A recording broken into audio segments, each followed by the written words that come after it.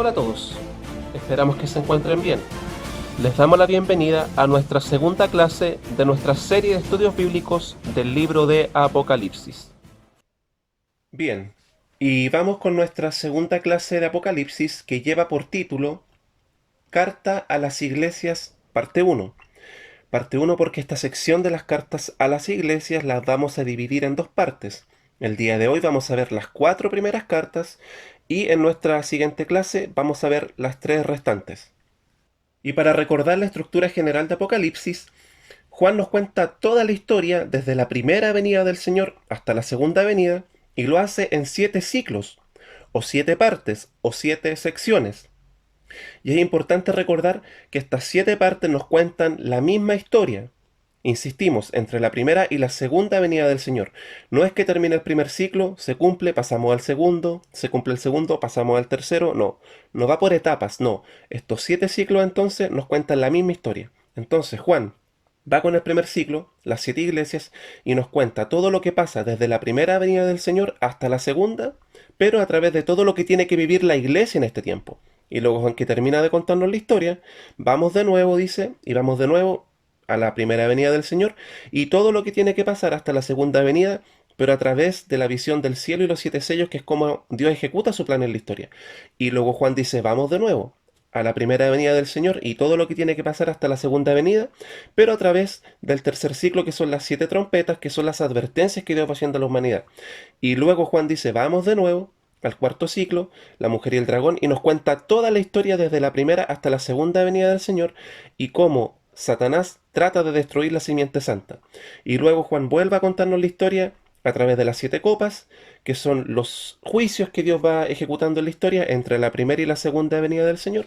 Y vamos de nuevo con el sexto ciclo, que es la caída de Babilonia, y acá Juan nos habla de los imperios que se levantan a través de toda la historia, y Juan nos vuelve a contar nuevamente todo lo que tiene que pasar entre la primera y la segunda venida del Señor. Y finalmente va con el séptimo ciclo, que es la gran consumación, y todo lo que tiene que pasar entre la primera y la segunda venida del Señor, pero esta vez enfocado en el juicio final y en la eternidad con el Señor.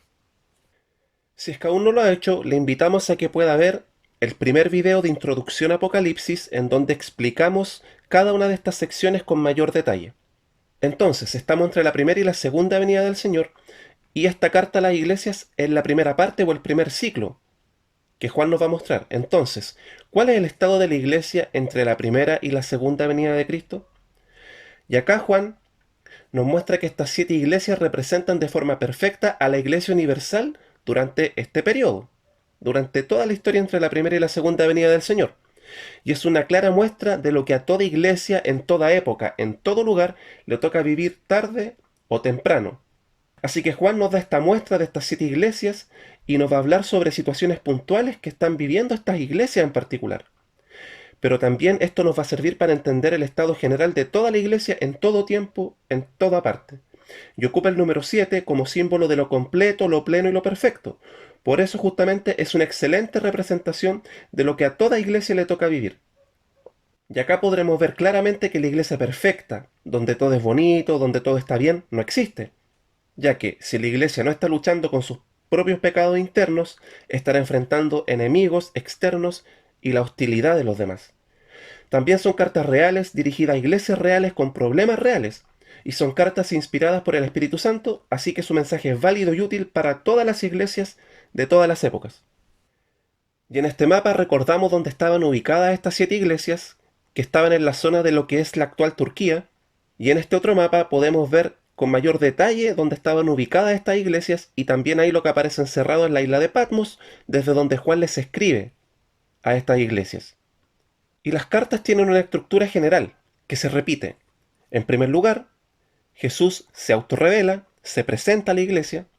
En segundo lugar, Jesús los alaba por lo que están haciendo bien, los felicita y los anima a seguir adelante.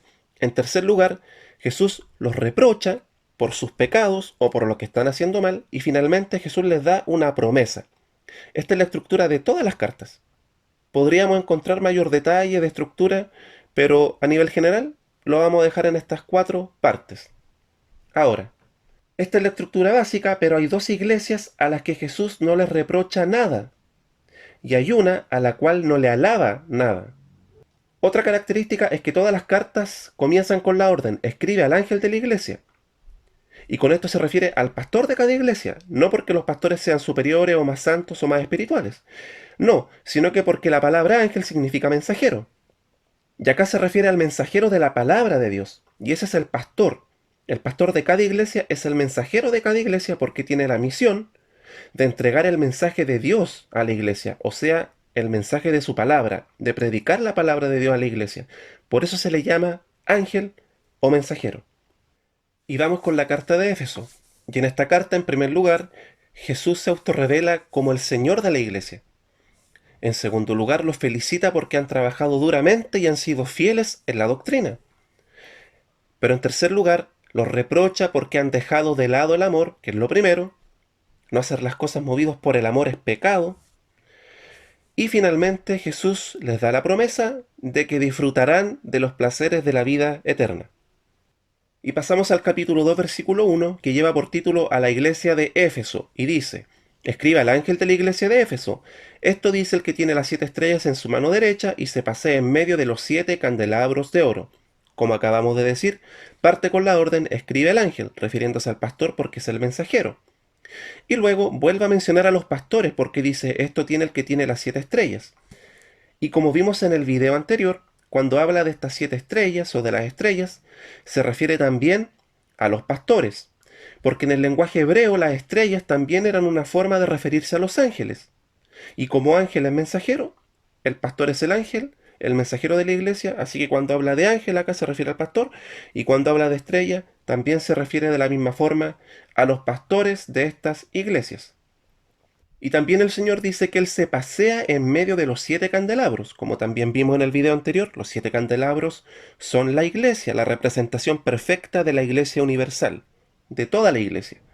Por lo tanto, que el Señor se pasea libremente por la iglesia, o sea, el Señor está con la iglesia, está con su iglesia y la representa delante de Dios. De la misma forma, por lo tanto, el Señor está diciendo que Él es el Señor, el dueño de la iglesia. Y de esta forma, al partir la carta y todas las secciones de cartas con esta presentación, Él está diciendo: esto dice el Señor, ahora va a hablar el Rey. Por lo tanto, hagan silencio y escuchen. Versículo 2. Conozco tus obras, tu duro trabajo y tu perseverancia. O sea, era una iglesia que había trabajado duramente y que había perseverado contra la adversidad. Y se habían mantenido fieles al Señor. Sé que no puedes soportar a los malvados y que has puesto a prueba a los que dicen ser apóstoles, pero no lo son. Miren, esto ya existía, esto no es nuevo. Estas personas que se hacen llamar apóstoles o que se dan el título de apóstol no es nuevo, esto ya existía en ese tiempo. Ya has descubierto que son falsos. Has perseverado y sufrido por mi nombre sin desanimarte. Esta iglesia sin duda había enfrentado a la oposición. En Éfeso estaba el templo a la diosa Diana o Artemisa, ¿ya? Y esta diosa Diana era una deidad tremendamente adorada y seguida en el tiempo que Juan está escribiendo. Por lo tanto, en esta ciudad de Éfeso había una fuerte idolatría y un fuerte culto a la diosa Diana. El libro de Hechos nos cuenta que alrededor, cierto, de todo este templo en relación a esta diosa se había levantado todo un comercio, muchos artesanos, muchas personas que dependían de la fidelidad de los fieles, cierto, valga la redundancia, a esta diosa. Por lo tanto, les vendían chapitas, les vendían figuritas, les vendían gorros, poleras con la imagen de la diosa, igual que ahora, igual que ocurre ahora. Entonces había todo un comercio, toda una economía que dependía de este templo y de la adoración a esta diosa. Cuando los cristianos comenzaron a predicar el Evangelio, mucha gente se empezó a convertir al Señor y por lo tanto se le echó a perder el negocio a todas estas personas que vivían de esta diosa, lo cual generó un fuerte rechazo al movimiento cristiano y a las iglesias. Así que esta iglesia se había tenido que enfrentar con todo esto. Habían enfrentado sin duda la oposición y por eso el Señor les dice: has perseverado y sufrido por mi nombre sin desanimarte. Versículo 4. Sin embargo, tengo en tu contra que has abandonado tu primer amor. Y acá hay mucha gente que interpreta esta frase, el primer amor, como el entusiasmo del primer convertido. O el primer entusiasmo del recién convertido. Entonces, por ejemplo, la gente dice: no, cuando recién conociste al Señor tú corrías por Él. O no te importaba hacer sacrificios por el Señor porque recién lo habías conocido y estabas con ese primer amor ahí recién. Y cuando el hermano se desanima decimos, no, ya se le pasó el primer amor. Ahora, yo sé que todos en algún momento hemos dicho esto o hemos usado esta expresión para decir esto. Pero la verdad es que este pasaje no se refiere a ese primer entusiasmo. No es eso lo que quiere decir. Amor y entusiasmo no es lo mismo. Además que si fuera el entusiasmo del recién convertido, es totalmente normal que en algún momento ese entusiasmo disminuya. Pero acá Jesús dice que es algo grave perder este amor. Incluso es algo de lo que tienen que arrepentirse. Entonces, ¿a qué se refiere esto? Bueno, Juan no se refiere al entusiasmo del recién convertido o a nuestro sentir.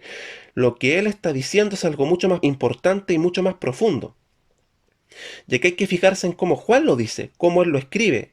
Y originalmente, en el griego original, esto dice, tengo en tu contra que has abandonado tu amor que es lo primero. O sea, Juan acá se refiere a dejar de hacer las cosas movidos por el amor de Dios y por el amor a los demás. Así que acá tenemos una iglesia que tiene una buena doctrina, la sana doctrina de los apóstoles, y ha hecho buenas obras, ha hecho buenas cosas, y que incluso ha soportado momentos difíciles y se han mantenido fieles al Señor. Pero esta iglesia ya no ama. No ama al prójimo y por lo tanto no ama a Dios. Y lamentablemente esto sigue pasando hoy en muchas iglesias. Nos falta amar. Hemos dejado de amar. Y por eso el Señor es tan enfático en esto. Y Él lo dice en su palabra. Si no amas a tu hermano, entonces tú no amas a Dios. Y eso le había pasado a esta iglesia. Habían dejado de hacer las cosas por amor. Hacía muchas cosas, pero sin amar. Versículo 5a. Recuerda de dónde has caído, arrepiéntete y vuelve a practicar las obras que hacías al principio. O sea, vuelve de nuevo a hacer y mostrar con tus hechos esas obras movidos por el amor que hacías al principio. Eso le está diciendo el Señor. Porque el amor es práctico, por lo tanto se refleja en nuestras acciones. Así que no hacer las cosas por amor es pecado. Y aquí todos hemos pecado de muchas formas en relación a esto. Pero ¿sabes qué? Es posible volver a amar cuando has dejado de hacerlo. Por eso el Señor nos llama a arrepentirnos y volver a amar. Él nos dice, si has dejado tu primer amor, recuerda de dónde has caído. Si has dejado de amar, arrepiéntete y vuelve a amar. Vuelve a hacer las cosas movidos por el amor a Dios y amor a los demás. 5b. Si no te arrepientes, iré y quitaré de su lugar tu candelabro. O sea, el Señor dice, si no te arrepientes, dejarás de ser iglesia. Perderás tu condición de iglesia. El Señor los está llamando al arrepentimiento y hace una advertencia tremendamente fuerte si ellos no se arrepienten. Esto quiere decir que cuando una iglesia deja de amar, también deja de ser iglesia, si no se arrepiente. Y alguien se podrá estar preguntando, pero hermano, ¿y qué pasa con la doctrina de la seguridad de la salvación? Estamos totalmente de acuerdo en esa doctrina, que es totalmente bíblica, pero acá el Señor no está hablando de seguridad de salvación, no está hablando de perder la salvación. El Señor está haciendo un llamado al arrepentimiento a su iglesia, y quienes son su iglesia lo escucharán y se arrepentirán, porque sus ovejas reconocen su voz y le obedecen. Pero quien no escucha su voz, o quien la escucha y no la obedece, por lo tanto no se arrepiente, en realidad no perderá nada porque nunca fue un verdadero hijo de Dios, nunca ha nacido de nuevo. Por lo tanto va a dejar de ser iglesia, pero en realidad nunca lo fue. Así que, aunque se hubiera congregado por años o toda su vida, en realidad nunca fue parte de la verdadera iglesia de Cristo. Versículo 6. Pero tienes a tu favor que aborreces las prácticas de los nicolaitas, las cuales yo también aborrezco. La verdad es que no se sabe con precisión quiénes eran los nicolaitas, hay diversas teorías al respecto, pero no podemos afirmar totalmente quiénes eran, porque no hay claridad, no hay mucha información al respecto. Pero sí era claramente una desviación de la sana doctrina del Evangelio. Tenía que ver con creer y seguir falsas enseñanzas. Versículo 7. El que tenga oídos, que oiga lo que el Espíritu dice a las iglesias. Al que salga vencedor le daré derecho a comer del árbol de la vida, que está en el paraíso de Dios. Y uno de los típicos problemas de interpretación que se cometen en esta parte de Apocalipsis, que es el final de estas cartas, es que estos finales se entienden como amenazas. Entonces, es como si yo estuviera diciendo, al que salga vencedor le daré derecho a comer del árbol de la vida, que está en el paraíso de Dios. Es como que estoy dando a entender que Los creyentes tienen que ganarse la salvación o ganarse el derecho a estar en el paraíso con Dios, porque si ellos no vencen, por lo tanto no se van a merecer este premio, esta recompensa de Dios, lo cual es completamente contra la Escritura, es antibíblico. Tenemos que recordar la estructura de las cartas. Primero, el Señor se autorrevela, en segundo lugar los felicita, luego, ¿cierto?, los corrige o los reprende por lo que están haciendo mal y finalmente les da una promesa. Por lo tanto, el Señor acá no los está amenazando, les está dando una promesa. Todos los finales de las 7 cartas son promesas. Y estas promesas son justamente la que el Señor está usando para que su iglesia se arrepienta y salga de su actitud fría y sin amor. El Señor les está diciendo que tiene para ellos cosas maravillosas, placeres infinitos en la eternidad, y que podremos comer del árbol de la vida y disfrutaremos del paraíso. Disfrutaremos de los placeres reales, verdaderos, eternos, que nos acaban, no las imitaciones del placer que este mundo nos ofrece. Así que Jesús los está invitando a dejar su actitud, a dejar su falta de amor, motivados por el amor que Dios tiene para con ellos y los grandes placeres y disfrutes que Dios tiene para ellos en la eternidad. Por lo tanto, al que triunfe, el que salga vencedor, o sea, todo creyente verdadero, porque el Señor lo va a perseverar hasta el final, todo creyente verdadero se le van a dar estas promesas. Y esta es la motivación entonces para salir de esta actitud de falta de amor o de frialdad. Y pasamos a la carta a Esmirna, y acá podemos ver en el mapa dónde estaba ubicada Esmirna. Y en esta carta, en primer lugar, Jesús se autorrevela como el dueño de la historia y el que resucitó de los muertos. En segundo lugar, felicita a Esmirna porque han sido fieles y son espiritualmente ricos. La riqueza que ellos tenían era mejor que tener dinero, ya vamos a saber por qué.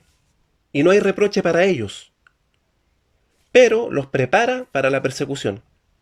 Y finalmente Jesús promete la resurrección y la vida eterna. Y leemos el versículo 8 que lleva por título a la iglesia de Esmirna. Escribe al ángel de la iglesia de Esmirna, al pastor, ¿cierto?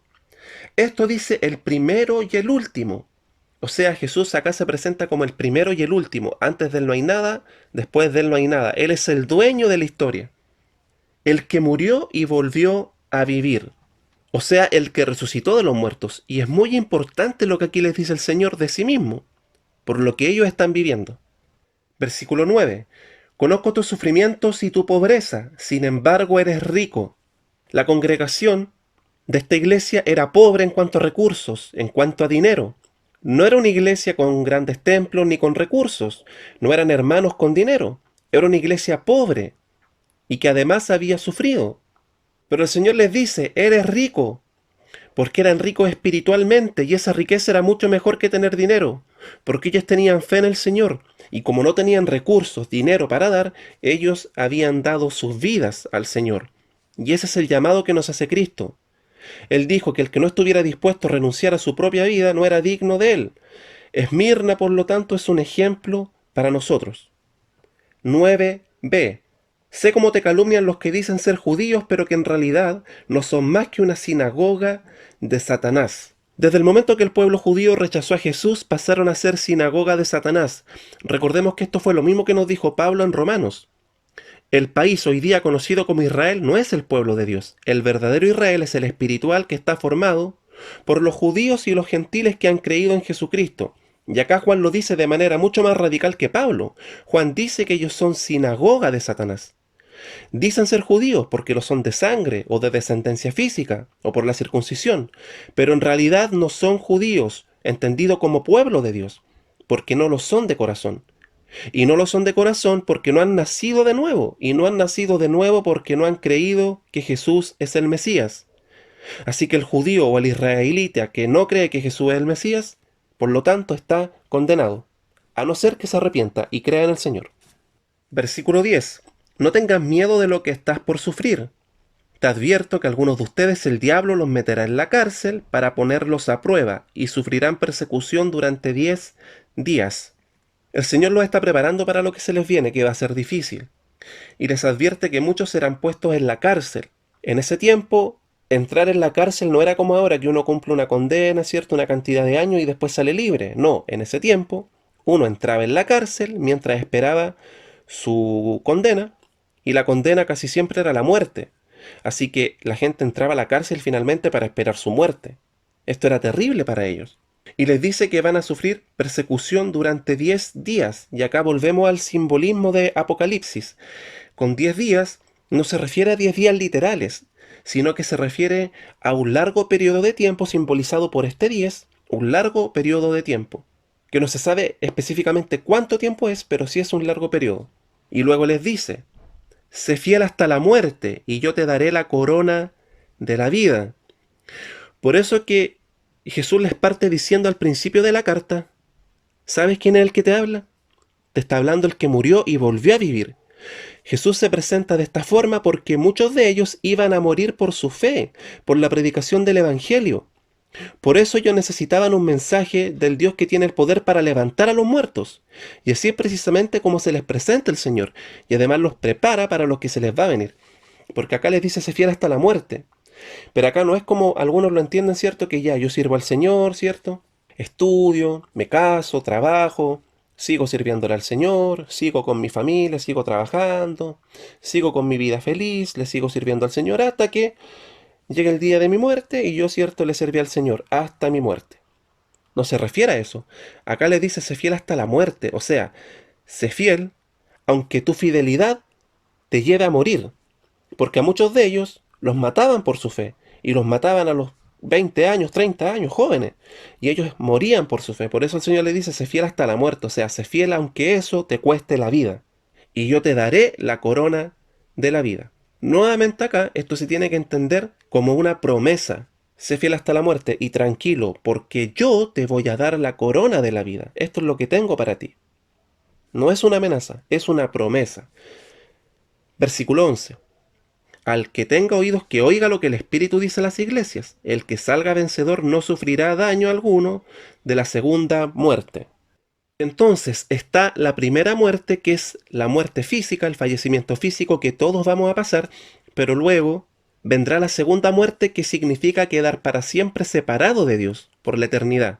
Ahora, los que hemos creído en el Señor sufriremos la primera muerte, pero no podremos ser separados de Dios. Por el contrario, los que sí serán separados serán los incrédulos, los que no hayan creído. Y ellos, cierto, serán arrojados al lago de fuego, como lo veremos al final de Apocalipsis, y sufrirán la muerte eterna, la segunda muerte. Por lo tanto, acá también el Señor les hace una promesa. No los está amenazando, les está prometiendo de que ellos no van a sufrir daño de esta segunda muerte, sino que tendrán la vida eterna junto al Señor. Y pasamos a la iglesia de Pérgamo. Acá la podemos ver en el mapa, que está en este círculo rojo. Y en la carta a Pérgamo, en primer lugar, el Señor se autorrevela como quien juzga con autoridad mediante su palabra.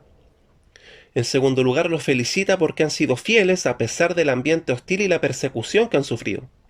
Pero en tercer lugar, los reprocha porque han tolerado en la iglesia las idolatrías del mundo y a los falsos maestros.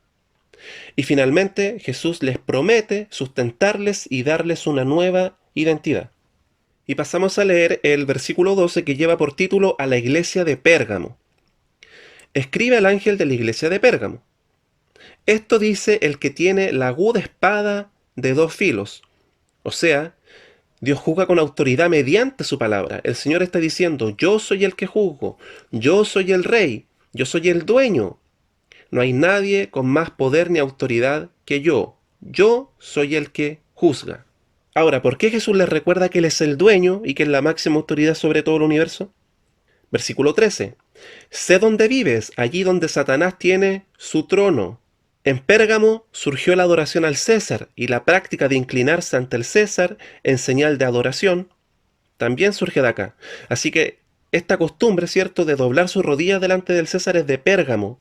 Y Pérgamo era el principal lugar de adoración al César y a los césares en general, incluso más que Roma. De hecho, en Pérgamo estaba el santuario en donde eran adorados estos césares. Y se adoraba no solamente al César actual, sino que a todos los anteriores también. Y la gente viajaba a Pérgamo para rendirle culto y ofrendas al César. No olvidemos que el César y el Estado eran considerados una deidad, eran dioses. Y por eso que el Señor se les presenta como Él, quien es la máxima autoridad. Por eso el Señor le dice, yo soy el Rey.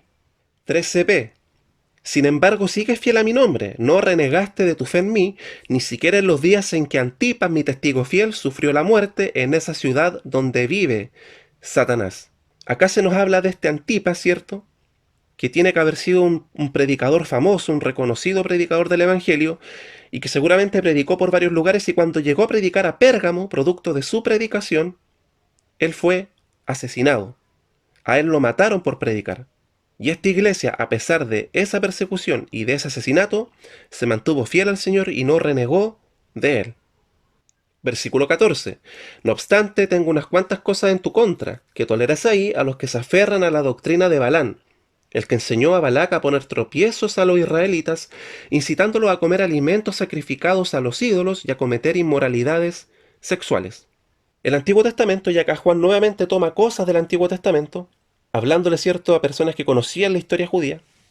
El libro de Números nos cuenta la historia de Balán, quien fue un profeta, un supuesto profeta que en algún momento, cierto, fue contratado para maldecir al pueblo de Israel. Pero él, por más que trataba de maldecirlo, no podía. Él, cuando abría su boca para maldecir, finalmente los bendecía, porque Dios ponía esta bendición en sus labios.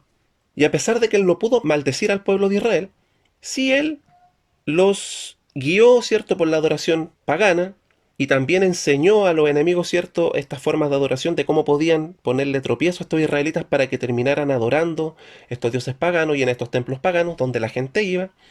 Y habían sacerdotes o sacerdotisas también que, que mantenían relaciones sexuales ahí en el templo pagano, porque a través de esta relación sexual sentían que como que se conectaban con la divinidad, entonces era como una especie de purificación. Entonces eran orgías que se formaban en estos templos paganos, y se podrán imaginar todas las cosas que allí ocurrían, además de sacrificar estos animales, ¿cierto?, a los ídolos, y comer esta carne sacrificada. Ahora, ¿qué pasaba entonces con esta iglesia? ¿Por qué Juan toma el ejemplo de lo que hizo Balán en la antigüedad con los israelitas? Porque ellos decían, en esta ciudad, ¿cierto?, con toda esta oposición, ellos decían, no podemos ser tan radicales, si no le vamos a caer mal a los demás, tal como le pasó a Antipas, que lo terminaron matando. Nosotros creemos en Cristo, ¿cierto? Estamos claros en eso. Pero de vez en cuando vamos a estos templos paganos y compartamos con los demás. Además, mi jefe también adora en esos templos y me está invitando. Y si yo no voy, él me puede tomar mala y me puede despedir. De hecho, estas cosas pasaban. Entonces vamos, total, Dios entiende. No podemos ser tan drásticos en nuestras creencias. Y Dios lo comprenderá porque además vamos a estar compartiendo en amor con los demás, con las demás personas de la ciudad, y Dios lo entiende. Y estas personas de la iglesia entonces, ¿cierto?, invitaban a otros miembros de la misma iglesia a participar de estos cultos, con todo lo que esto implicaba. Entonces comenzaron a darse algunas licencias y asistían a estos templos paganos y participaban con los demás, solo para no caerle mal, ¿cierto?, a la gente de su alrededor. Esto era lo que Dios aborrecía de esta iglesia. Versículo 15. Toleras asimismo a los que sostienen la doctrina de los nicolaitas. Vuelvo a hablar acá de los nicolaitas, que como ya dijimos no tenemos claridad exactamente de qué lo que era, pero sí, ¿cierto?, claramente eran falsas enseñanzas, por lo tanto ellos toleraban a los falsos maestros. Versículo 16. Por lo tanto, arrepiéntete, de otra manera iré pronto a ti para pelear contra ellos con la espada que sale de mi boca. El Señor nuevamente les advierte, y quienes son sus hijos lo escucharán, ¿cierto?, como ya dijimos. Y el hecho de que seamos escogidos y salvos por gracia no quiere decir que Dios no nos advierta ni nos corrija. De hecho, si Él nos llama a arrepentirnos y nos corrige, es porque nos ama. Versículo 17. El que tenga oídos, que oiga lo que el Espíritu dice a las iglesias. Al que salga vencedor le daré del maná escondido, y le daré también una piedrecita blanca en la que está escrito un nombre nuevo que solo conoce el que lo recibe. Jesús acá, nuevamente, ¿cierto?, les da una promesa y los anima mostrándoles que Él es el que provee maná en el desierto. Él es el que sustenta, Él es el que nos provee. Y quizás podrás perder muchas cosas por tu fidelidad a Cristo, pero tranquilo y confía en Él, porque Él es el que te sustenta, no el mundo. Por eso que habla del maná, así como Él sustentó con maná a su pueblo en el desierto, Él también es el que nos provee para lo que necesitemos. Y finalmente con esta idea de la piedrecita blanca, ¿cierto?, y con un nombre que solo la persona que lo recibe conoce, le está hablando de darle una nueva identidad. Y pasamos a la carta a la iglesia de Tiatira, y acá en el mapa podemos ver dónde estaba Tiatira. Y en esta carta, en primer lugar, Jesús se autorrevela como el Rey glorioso que juzga. En segundo lugar, lo felicita porque han sido fieles, han amado y han crecido en su entrega hostil y la persecución. Pero en tercer lugar, los reprocha porque han tolerado una profetisa que los incita a hacer concesiones con la idolatría, muy similar al caso que acabamos de ver. Y finalmente Jesús les promete que sus hijos gobernarán junto con él. Versículo 18, y lleva por título a la iglesia de Tiatira. Escriba al ángel de la iglesia de Tiatira. Esto dice el Hijo de Dios, el que tiene ojos que resplandecen como llamas de fuego. O sea, ojos como llamas de fuego, como lo vimos en el video anterior, se refiere al juicio de Dios que todo lo ve, que todo lo escudriña, nada se le puede ocultar, nada se le escapa. Él todo lo ve. Por lo tanto, Él es el que juzga con justicia. Y pies que parecen bronce al rojo vivo, hablando cierto de cómo Él abre paso y purifica el camino de su iglesia. Versículo 19. Conozco tus obras, tu amor y tu fe, tu servicio y tu perseverancia, y sé que tus últimas obras son más abundantes que las primeras. O sea, esta iglesia había sido fiel, había amado, había tenido fe, había perseverado contra la adversidad. Y no solamente esto, sino que sus últimas obras habían sido mejores que las primeras, o sea, con más amor, con más fe, con más fidelidad que al principio. Excelente. O sea, hasta acá esta iglesia está súper bien, impecable. Pero pasamos al versículo 20. Sin embargo, tengo en tu contra que toleras a Jezabel, esa mujer que dice ser profetisa. Con su enseñanza engaña a mis siervos, pues los induce a cometer inmoralidades sexuales y a comer alimentos sacrificados a los ídolos.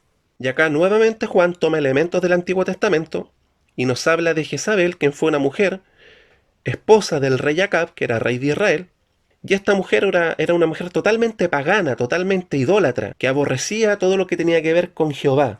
Y ella, junto con su esposo, ¿cierto?, guiaron al pueblo de Israel en toda una idolatría y un rechazo a Dios. Pusieron lugares de adoración pagana, hacían cultos paganos, adoraban falsos dioses, etc. Y todo el pueblo fue arrastrado en esto. Y acá Juan relaciona a esta Jezabel, ¿cierto?, del Antiguo Testamento con una mujer que estaba en esta congregación y que decía ser profetisa. Entonces esta mujer se había levantado en la iglesia hablando supuestamente de parte de Dios, pero las cosas que decían en realidad no eran de Dios, sino que eran suyas. Pero muchos la seguían, pensando que ella, cierto, hablaba de parte del Señor. Y acá Juan nuevamente nos habla, nos advierte de lo peligroso de las falsas enseñanzas y de los falsos maestros, y que no lo podemos permitir. Esta mujer, por lo tanto, había arrastrado a miembros de esta congregación en idolatría, inmoralidad y en adoración pagana. Y miren aún la misericordia y la paciencia del Señor, versículo 21. Le he dado tiempo para que se arrepienta de su inmoralidad, pero no quiere hacerlo. O sea, Dios pacientemente y con amor le dio la oportunidad de que se arrepintiera, pero claramente no lo hizo. Versículo 22. Por eso la voy a postrar en un lecho de dolor, y a los que cometen adulterio con ella los haré sufrir terriblemente, a menos que se arrepientan de lo que aprendieron de ella. Acá el Señor está hablando de su juicio y su castigo. Versículo 23. A los hijos de esa mujer los heriré de muerte. Y acá no se refiere a hijos que ella haya tenido, sino que sus hijos espirituales, por así decirlo. Todas estas personas que la seguían y que creían en ella eran sus hijos. A ellos, ¿cierto?, a los hijos de esa mujer los heriré de muerte. Así sabrán todas las iglesias que yo soy el que escudriña la mente y el corazón. Por eso que el Señor al principio se presenta, ¿cierto?, como el que todo lo ve, con estos ojos que resplandecen como llamas de fuego. O sea, el Señor estaba totalmente al tanto de esta inmoralidad y de lo que estaba ocurriendo en esta iglesia, y que por lo tanto le iba a juzgar con justicia. Así sabrán todas las iglesias que yo soy el que escudriña la mente y el corazón, y a cada uno de ustedes lo trataré de acuerdo con sus obras. Versículo 24.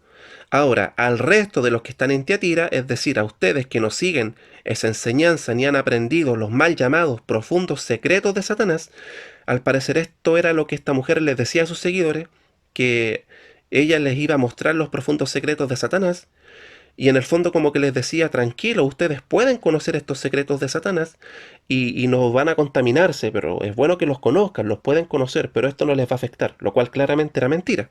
Los mal llamados profundos secretos de Satanás.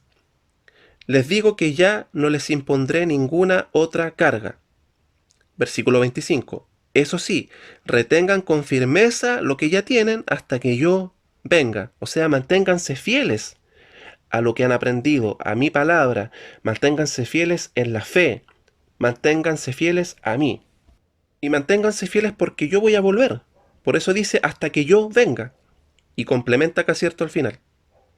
Con el versículo 26, al que salga vencedor y cumpla mi voluntad hasta el fin, le daré autoridad sobre las naciones.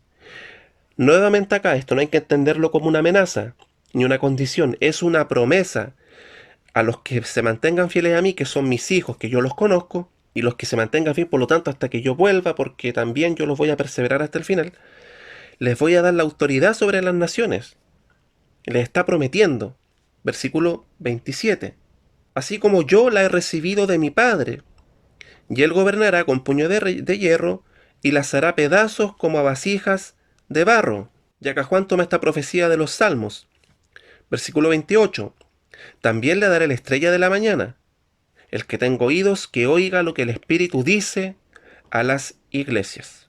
Y de esta forma hemos concluido con nuestro segundo video. Y hoy día hemos comenzado a ver este ciclo o esta sección de la carta a las 7 iglesias. El día de hoy hemos visto 4 y las próximas 3 las veremos en nuestro siguiente video. A través de estas cartas a estas iglesias, Juan nos muestra el estado de la iglesia entre la primera y la segunda venida del Señor, para que nosotros podamos vernos reflejados también en la lucha de estas iglesias y también podamos sacar lecciones a partir de su experiencia. Eso ha sido todo por hoy y nos vemos en nuestro próximo video. Que se encuentren muy bien. Bendiciones.